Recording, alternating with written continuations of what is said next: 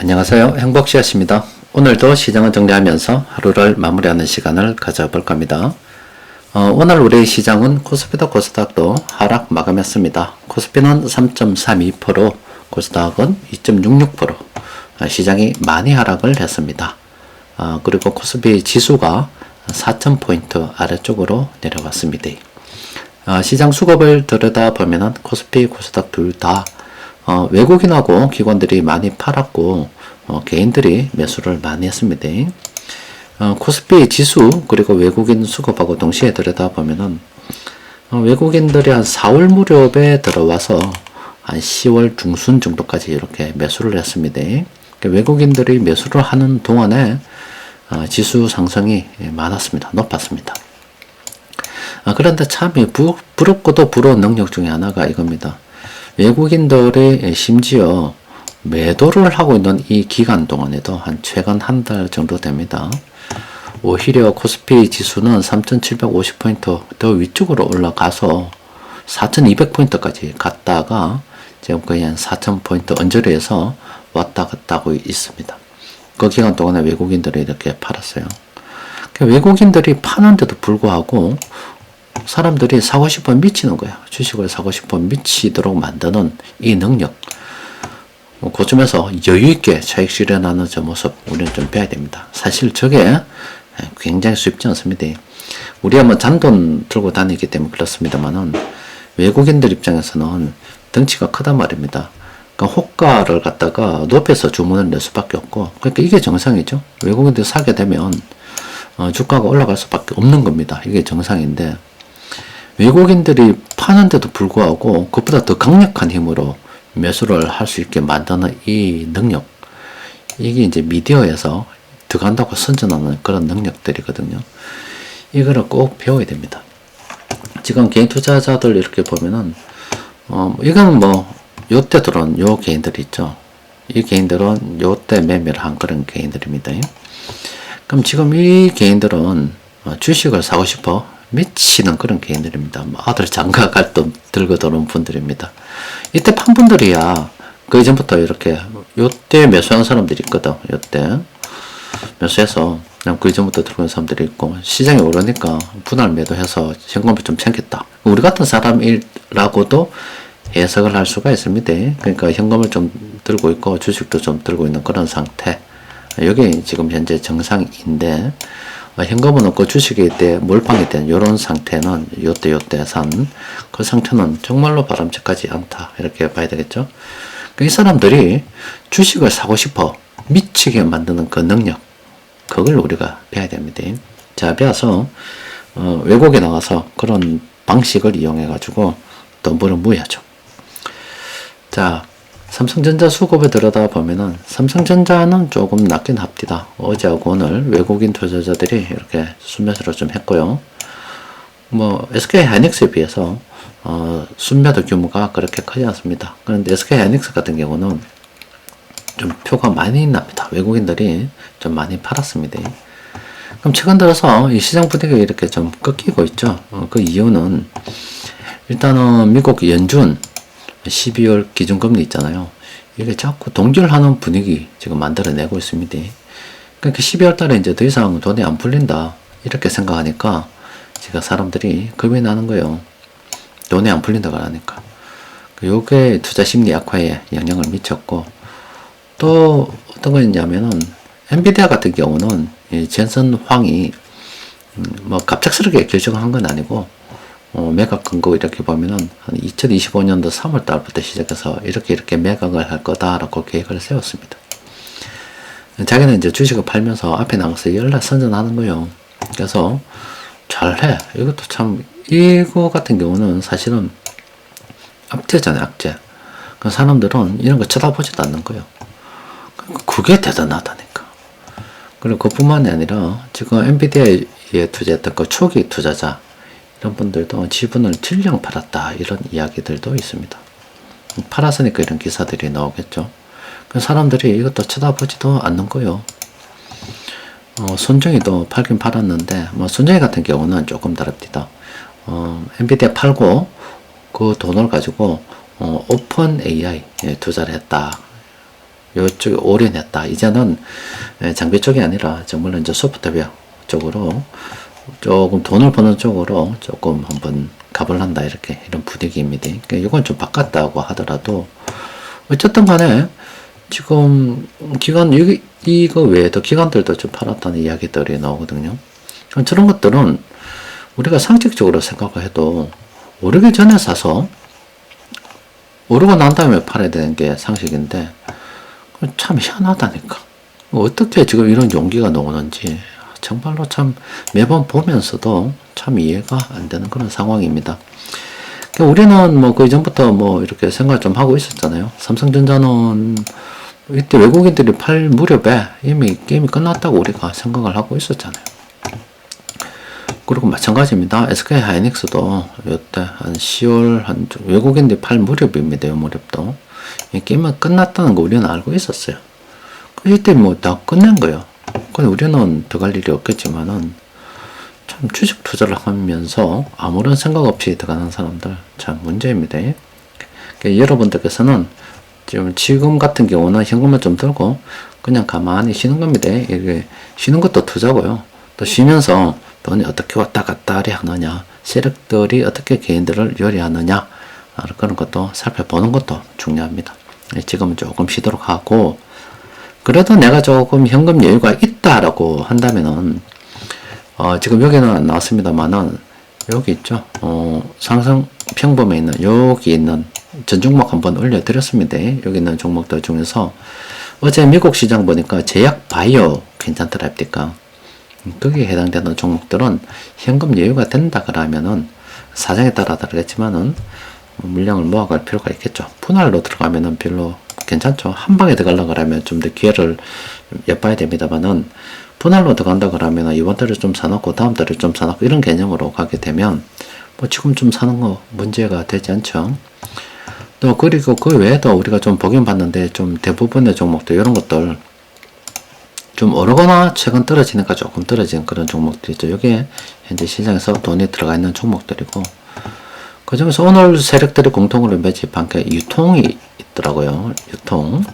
유통을 롯데쇼핑 계속 지켜 봤었죠. 이것도 긍정적으로 생각해 볼 필요가 있고, 요거 이전에 먼저 간 게 바로 신세계 있잖아요. 신세계는 지금 따라갈 수 있는 상황이 아닙니다. 이건 좀 더 기다려야 되는 그런 상황입니다.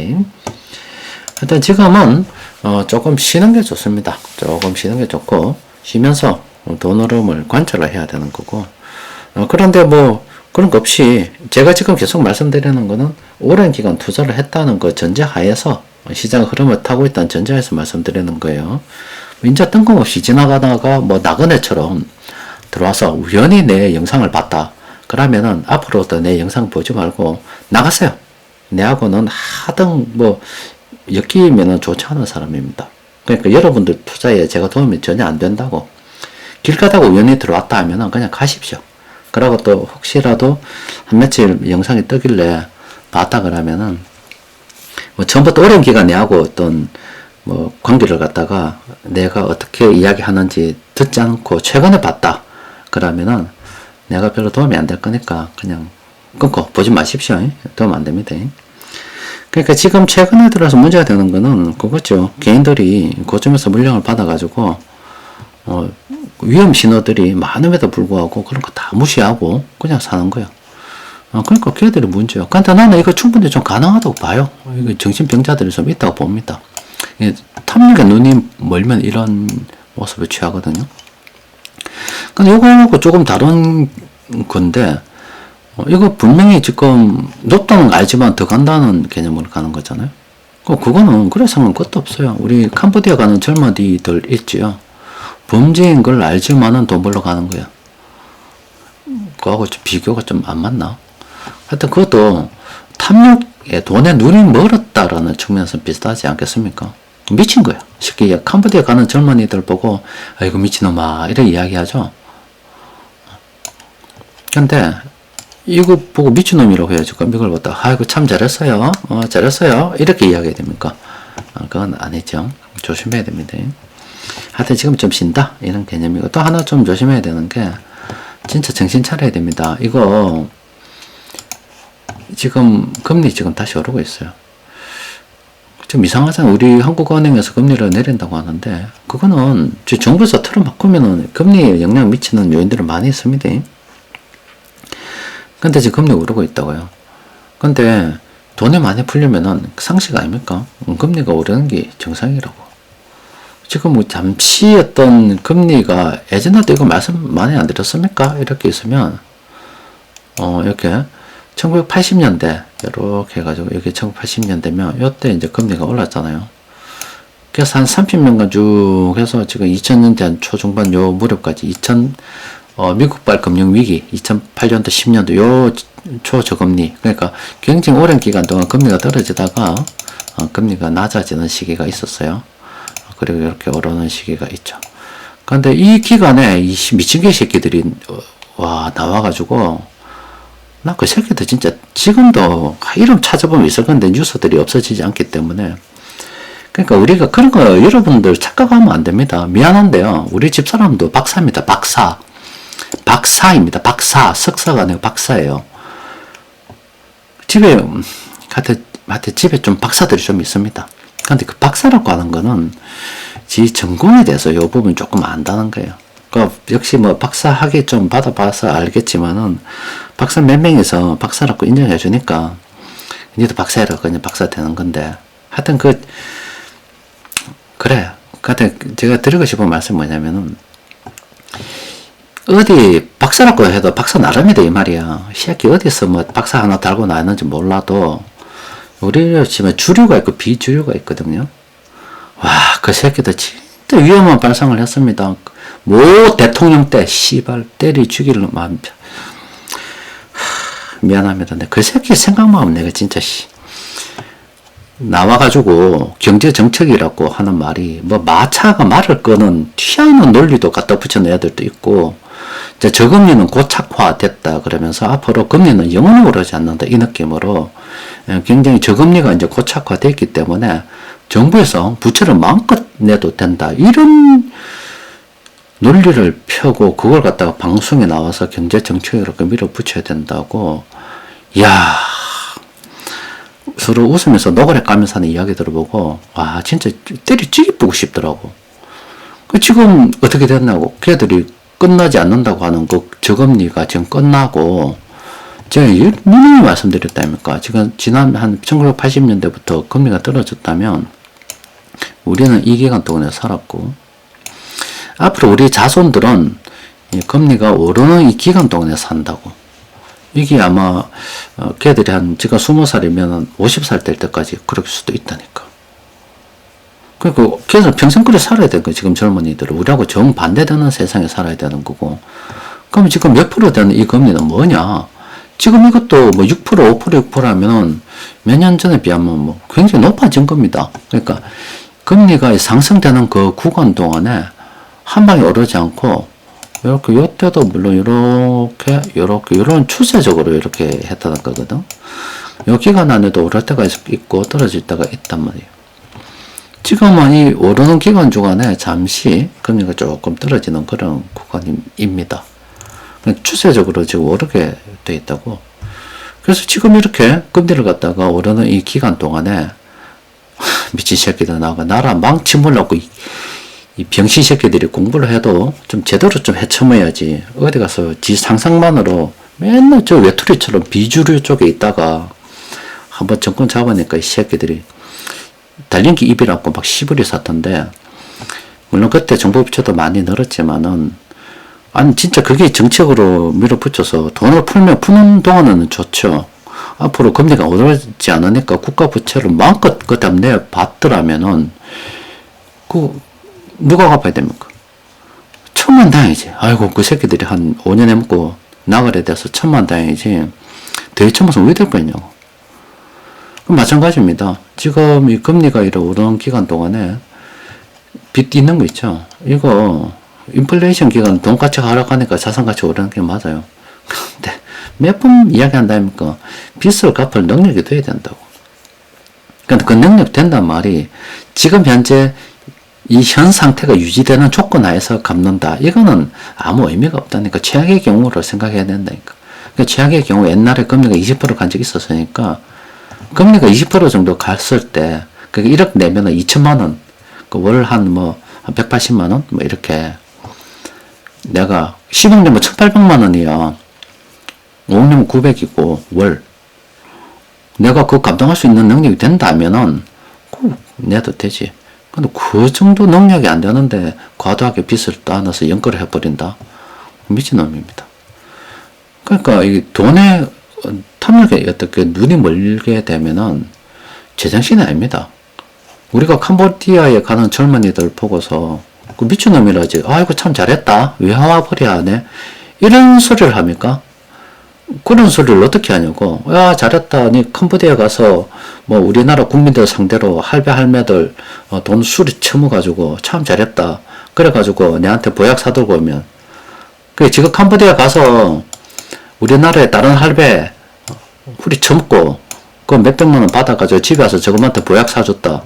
그럼 저것만 원 받아 처먹고 아이고 참 잘했다고 돈 벌었다 칭찬해줘야 됩니까? 돈에 눈이 멀면 희한한 짓을 하는데 지금 주식시장에도 돈이 눈이 먼 사람들이 엄청 많습니다. 그러니까 이 세상에는 지금 제정신이 아닌 미친놈들이 엄청 많이 있어요. 그러니까 여러분들께서도 이번 이렇게 시장이 좀 오를 때 정말로 이렇게 그동안 배웠던 거 실수를 하면 안 되기 때문에 실력 발휘해서 잘 챙기고 나면 입을 싹 잡고 잠그시기 바랍니다. 옆에 사람들이 워낙 지금 경기도 어렵게 해서 뭐 힘든 사람들이 많아요. 아무 때나서 돈 자랑하다가 험한 꼴 딱 씹고 재수없으면은 진짜 큰일 납니다. 조심해야 되는 거예요. 하여튼 부처님께서 말씀하시는 그 말법 세상이라는 게 이런 것 같습니다. 뭐 윗놈이나 높은 데 있는 놈이나 아래에 있는 놈들이나 똑같아요. 다 나쁜 놈이야 그냥. 진짜 미친 놈들이에요. 제정신이 아닌 놈들이 엄청 많습니다. 자, 이상입니다.